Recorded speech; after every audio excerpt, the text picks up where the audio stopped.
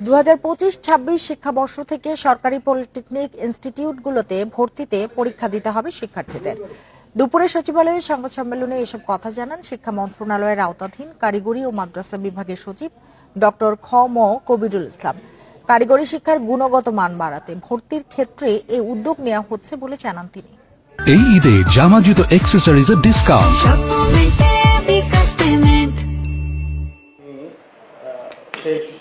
সমসাময়িক কারিগরি খাতের নানা বিষয় নিয়ে সংবাদ সম্মেলন করে শিক্ষা মন্ত্রণালয়ের আওতাধীন কারিগরি ও মাদ্রাসা বিভাগ।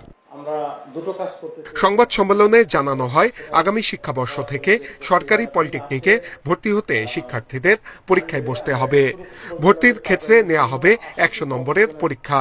এর মধ্যে 70 নম্বরের বহু নির্বাচনী পরীক্ষা হবে এবং 30 নম্বর থাকবে জিপিএর ওপর। আমরা শুধু সরকারিগুলোর জন্য ভর্তি পরীক্ষা নিচ্ছি, কারণ বেসরকারিগুলো আরো ছাত্র পায় না, সেখানে ভর্তি নিতে গেলে হবে না। বেসরকারি অনেক প্রতিষ্ঠান আছে যেগুলা ওই বাণিজ্যিক মানে কি ব্যক্তি উদ্যোগে তৈরি করা হয়েছিল, যেটা কোয়ালিটি মেনটেন করতে পারে নাই।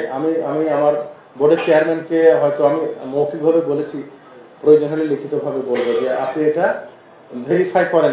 সংবাদ সম্মেলনে পলিটেকনিক শিক্ষার্থীদের 6 দফা দাবির বিষয়ে কথা বলেন সচিব। তিনি জানান, শিক্ষার্থীদের দাবি ধাপে ধাপে পূরণ করা হচ্ছে। প্রধান উপদেষ্টা এটাকে অগ্রাধিকার দিচ্ছেন। আপনি ছাত্রদেরকে বলেন যে তারা যেন এ সমস্ত নিয়ে চিন্তা ভাবনা না করে, আমরা তাদের জন্য কাজ করার করছি। এ সময় পলিটেকনিকের শিক্ষার্থীদের প্রতিনিধিরাও উপস্থিত ছিলেন। দাবি পূরণের বিষয়ে মন্ত্রণালয়ের উদ্যোগকে স্বাগত জানান তারা। পরবর্তীতে আর আন্দোলন কর্মসূচি দেয়া হবে না বলেও জানান।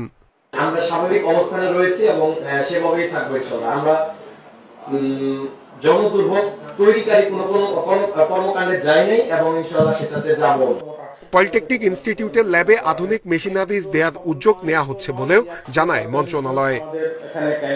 নূরে আলম, ইন্ডিপেন্ডেন্ট নিউজ, ঢাকা।